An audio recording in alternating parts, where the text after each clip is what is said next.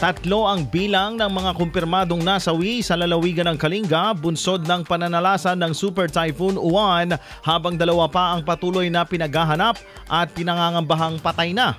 Ito ay ayon sa Governor or kay Governor James Eduba sa pagpupulong ng Kalinga Provincial Disaster Risk Reduction and Management Council.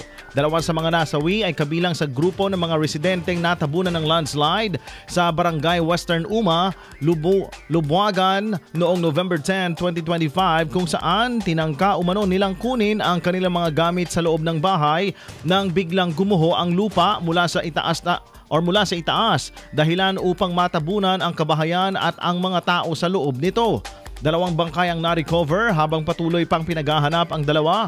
Ayon sa ulat ng Kalinga PDRRMO, isa sa mga bangkay ay wala ng ulo habang ang isa naman ay nawala ng braso.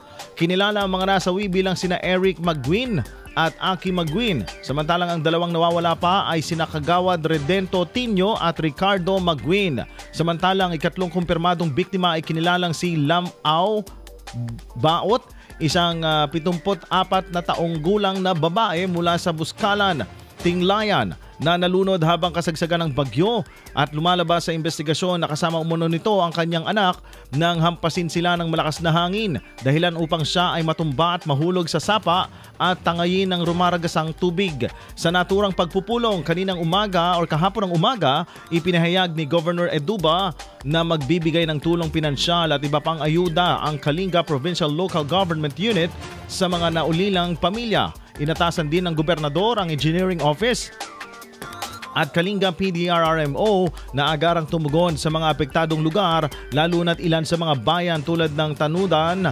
Tinglayan at Pasil ay nananatiling isolated dahil sa mga nasirang kalsada at tulay.